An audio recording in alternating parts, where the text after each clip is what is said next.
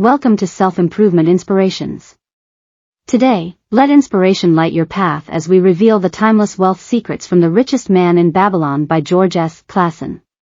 First emerging in 1926 as a series of groundbreaking works, this classic inspires us with the story of Arkad, Babylon's wealthiest man, who transformed simple financial principles into a legacy of prosperity. Embrace these ancient insights and feel empowered to embark on your own journey toward lasting financial success. The Richest Man in Babylon. In old Babylon there once lived a certain very rich man named Arkad. Far and wide he was famed for his great wealth. Also was he famed for his liberality. He was generous in his charities. He was generous with his family. He was liberal in his own expenses. But nevertheless each year his wealth increased more rapidly than he spent it. And there were certain friends of younger days who came to him and said, "You, Arkad, are more fortunate than we. You have become the richest man in all Babylon while we struggle for existence.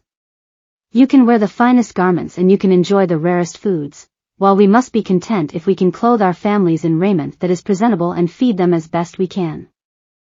Yet, once we were equal. We studied under the same master. We played in the same games. And in neither the studies nor the games did you outshine us. And in the years since, you have been no more an honorable citizen than we. Nor have you worked harder or more faithfully, insofar as we can judge. Why, then, should a fickle fate single you out to enjoy all the good things of life and ignore us who are equally deserving?" Thereupon Arkad remonstrated with them, saying, "If you have not acquired more than a bare existence in the years since we were youths, it is because you either have failed to learn the laws that govern the building of wealth, or else you do not observe them. Fickle fate is a vicious goddess who brings no permanent good to anyone. On the contrary, she brings ruin to almost every man upon whom she showers unearned gold. She makes wanton spenders, who soon dissipate all they receive and are left beset by overwhelming appetites and desires they have not the ability to gratify. Yet others whom she favors become misers and hoard their wealth, fearing to spend what they have, knowing they do not possess the ability to replace it. They further are beset by fear of robbers and doom themselves to lives of emptiness and secret misery. Others there probably are, who can take unearned gold and add to it and continue to be happy and contented citizens. But so few are they, I know of them but by hearsay. Think you of the men who have inherited sudden wealth, and see if these things are not so." His friends admitted that of the men they knew who had inherited wealth these words were true, and they besought him to explain to them how he had become possessed of so much prosperity, so he continued, "In my youth I looked about me and saw all the good things there were to bring happiness and contentment. And I realized that wealth increased the potency of all these. Wealth is a power. With wealth many things are possible. One may ornament the home with the richest of furnishings. One may sail the distant seas. One may feast on the delicacies of far lands. One may buy the ornaments of the gold worker and the stone polisher. One may even build mighty temples for the gods. One may do all these things and many others in which there is delight for the senses and gratification for the soul. And, when I realized all this, I decided to myself that I would claim my share of the good things of life. I would not be one of those who stand afar off, enviously watching others enjoy. I would not be content to clothe myself in the cheapest raiment that looked respectable. I would not be satisfied with the lot of a poor man. On the contrary, I would make myself a guest at this banquet of good things. Being, as you know, the son of a humble merchant, one of a large family with no hope of an inheritance, and not being endowed, as you have so frankly said, with superior powers or wisdom, I decided that if I was to achieve what I desired, time and study would be required. As for time, all men have it in abundance. You, each of you, have let slip by sufficient time to have made yourselves wealthy. Yet, you admit, you have nothing to show except your good families, of which you can be justly proud. As for study, did not our wise teacher teach us that learning was of two kinds, the one kind being the things we learned and knew, and the other being the training that taught us how to find out what we did not know? Therefore did I decide to find out how one might accumulate wealth, and when I had found out, to make this my task and do it well. For, is it not wise that we should enjoy while we dwell in the brightness of the sunshine, for sorrows enough shall descend upon us when we depart for the darkness of the world of spirit? I found employment as a scribe in the hall of records, and long hours each day I labored upon the clay tablets. Week after week, and month after month, I labored, yet for my 24 earnings I had naught to show. Food and clothing and penance to the gods, and other things of which I could remember not what, absorbed all my earnings. But my determination did not leave me. And one day Algamish, the money lender, came to the house of the city master and ordered a copy of the 9th law, and he said to me, I must have this in 2 days, and if the task is done by that time, 2 coppers will I give to thee. So I labored hard, but the law was long, and when Algamish returned the task was unfinished. He was angry, and had I been his slave, he would have beaten me. But knowing the city master would not permit him to injure me, I was unafraid, so I said to him, Algamish, you are a very rich man. Tell me how I may also become rich, and all night I will carve upon the clay, and when the sun rises it shall be completed.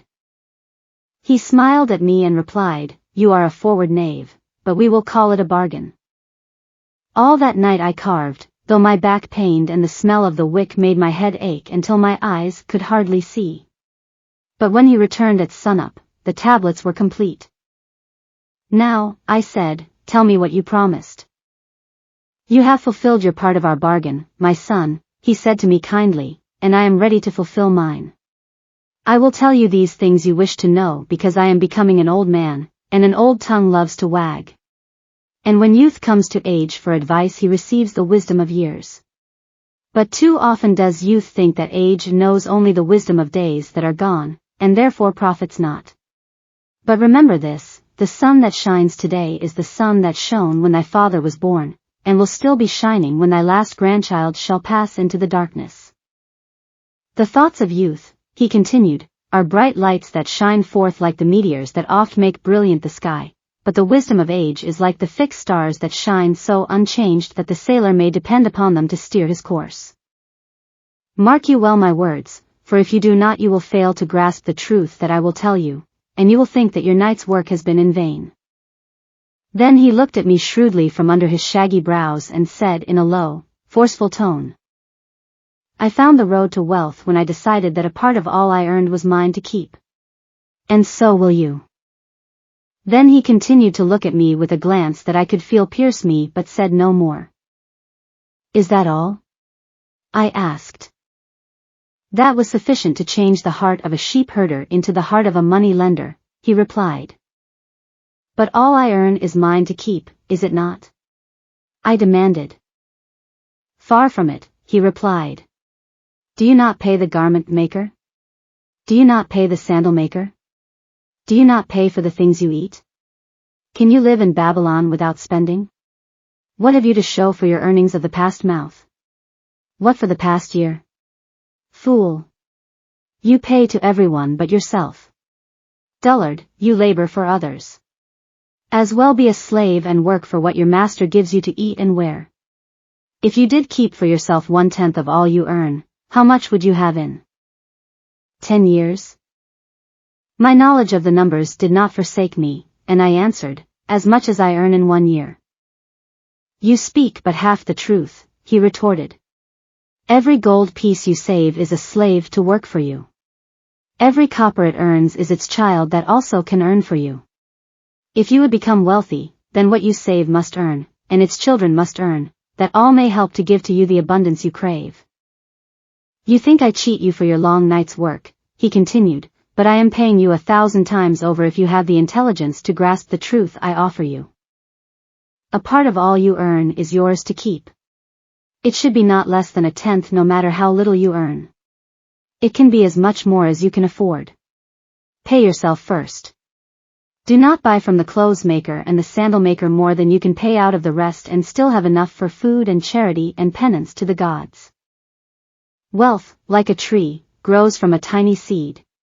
The first copper you save is the seed from which your tree of wealth shall grow. The sooner you plant that seed the sooner shall the tree grow. And the more faithfully you nourish and water that tree with consistent savings, the sooner may you bask in contentment beneath its shade. So saying, he took his tablets and went away. I thought much about what he had said to me, and it seemed reasonable. So I decided that I would try it. Each time I was paid I took one from each 10 pieces of copper and hid it away. And strange as it may seem, I was no shorter of funds than before. I noticed little difference as I managed to get along without it. But often I was tempted, as my hoard began to grow, to spend it for some of the good things the merchants displayed, brought by camels and ships from the land of the Phoenicians. But I wisely refrained. A 12th month after Algamish had gone he again returned and said to me, "Son, have you paid to yourself not less than 1/10 of all you have earned for the past year?" I answered proudly, "Yes, master, I have." "That is good," he answered beaming upon me, "and what have you done with it?" "I have given it to Asmer, the brickmaker, who told me he was traveling over the far seas and in Tyre he would buy for me the rare jewels of the Phoenicians. When he returns we shall sell these at high prices and divide the earnings." "Every fool must learn," he growled, "but why trust the knowledge of a brickmaker about jewels? Would you go to the bread maker to inquire about the stars? No, by my tunic, you would go to the astrologer, if you had power to think. Your savings are gone, youth, you have jerked your wealth tree up by the roots. But plant another. Try again. And next time if you would have advice about jewels, go to the jewel merchant. If you would know the truth about sheep, go to the herdsman. Advice is one thing that is freely given away, but watch that you take only what is worth having. He who takes advice about his savings from one who is inexperienced in such matters, shall pay with his savings for proving the falsity of their opinions." Saying this, he went away. And it was as he said. For the Phoenicians are scoundrels and sold to Asmer worthless bits of glass that looked like gems. But as Algamish had bid me, I again saved each 10th copper, for I now had formed the habit and it was no longer difficult. Again, 12 months later, Algamish came to the room of the scribes and addressed me. "What progress have you made since last I saw you?" "I have paid myself faithfully," I replied, "and my savings I have entrusted to Adger the shield maker, to buy bronze, and each 4th month he does pay me the rental." "That is good. And what do you do with the rental?"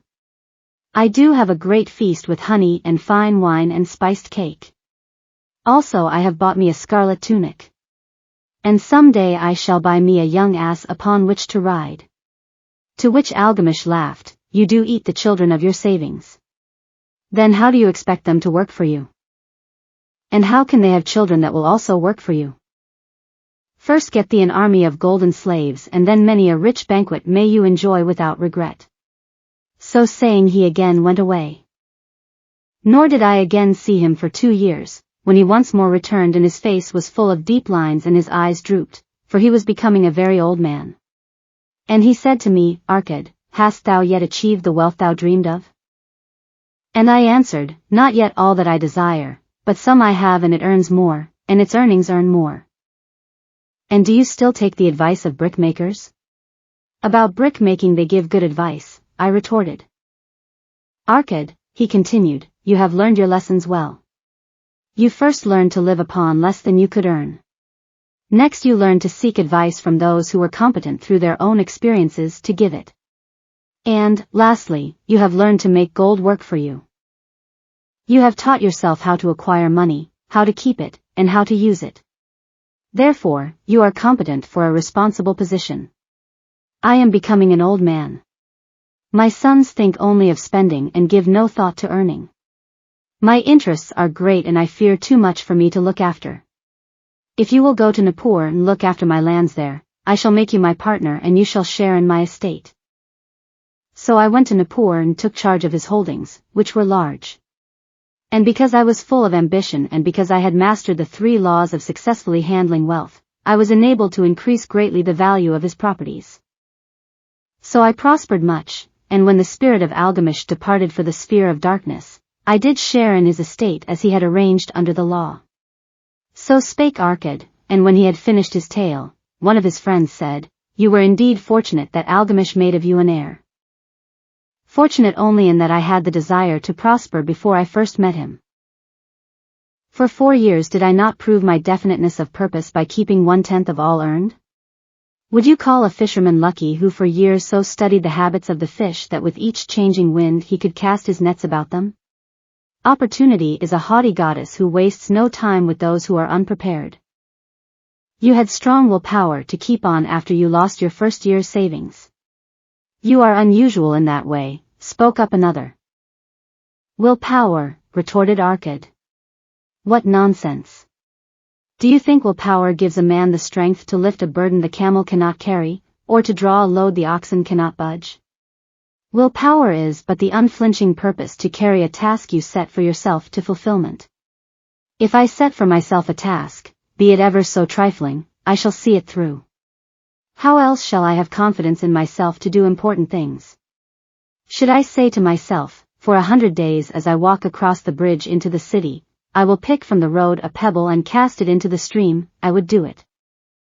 If on the 7th day I passed by without remembering, would not say to myself, tomorrow I will cast 2 pebbles which will do as well.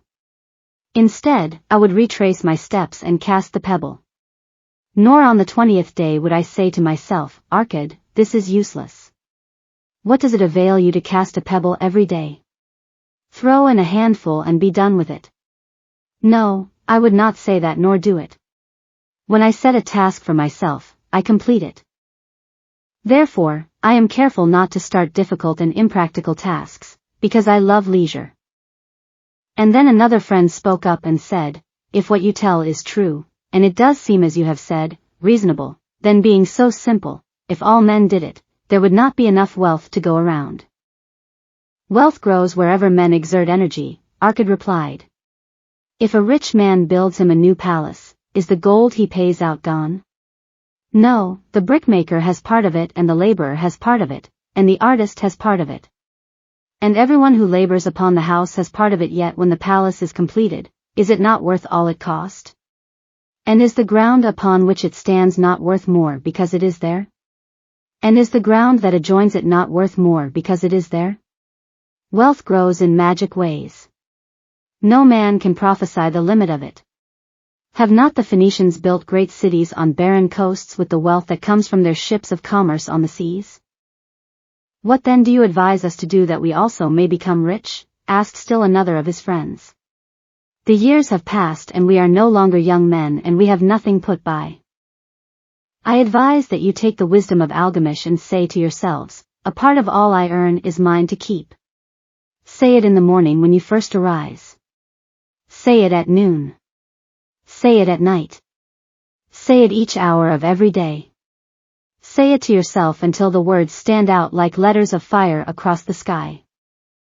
Impress yourself with the idea. Fill yourself with the thought. Then take whatever portion seems wise. Let it be not less than 1/10 and lay it by. Arrange your other expenditures to do this if necessary. But lay by that portion first. Soon you will realize what a rich feeling it is to own a treasure upon which you alone have claim. As it grows it will stimulate you. A new joy of life will thrill you. Greater efforts will come to you to earn more. For of your increased earnings, will not the same percentage be also yours to keep? Then learn to make your treasure work for you. Make it your slave. Make its children and its children's children work for you. Ensure an income for thy future. Look thou at the aged and forget not that in the days to come thou also will be numbered among them. Therefore invest thy treasure with greatest caution that it be not lost. Usurious rates of return are deceitful sirens that sing but to lure the unwary upon the rocks of loss and remorse. Provide also that thy family may not want should the gods call thee to their realms. For such protection it is always possible to make provision with small payments at regular intervals. Therefore the provident man delays not in expectation of a large sum becoming available for such a wise purpose. Counsel with wise men. Seek the advice of men whose daily work is handling money. Let them save you from such an error as I myself made in entrusting my money to the judgment of Asmur, the brickmaker. A small return and a safe one is far more desirable than risk. Enjoy life while you are here. Do not overstrain or try to save too much. If 1/10 of all you earn is as much as you can comfortably keep, be content to keep this portion. Live otherwise according to your income and let not yourself get niggardly and afraid to spend. Life is good and life is rich with things worthwhile and things to enjoy. His friends thanked him and went away. Some were silent because they had no imagination and could not understand. Some were sarcastic because they thought that one so rich should divide with old friends and not so fortunate. But some had in their eyes a new light. They realized that Algamish had come back each time to the room of the scribes because he was watching a man work his way out of darkness into light. When that man had found the light, a place awaited him. No one could fill that place until he had for himself worked out his own understanding, until he was ready for opportunity. These latter were the ones who, in the following years, frequently revisited Arkad, who received them gladly. He counseled with them and gave them freely of his wisdom as men of broad experience are always glad to do. And he assisted them in so investing their savings that it would bring in a good interest with safety and would neither be lost nor entangled in investments that paid no dividends. The turning point in these men's lives came upon that day when they realized the truth that had come from Algamish to Arkad and from Arkad to them. A part of all you earn is yours to keep.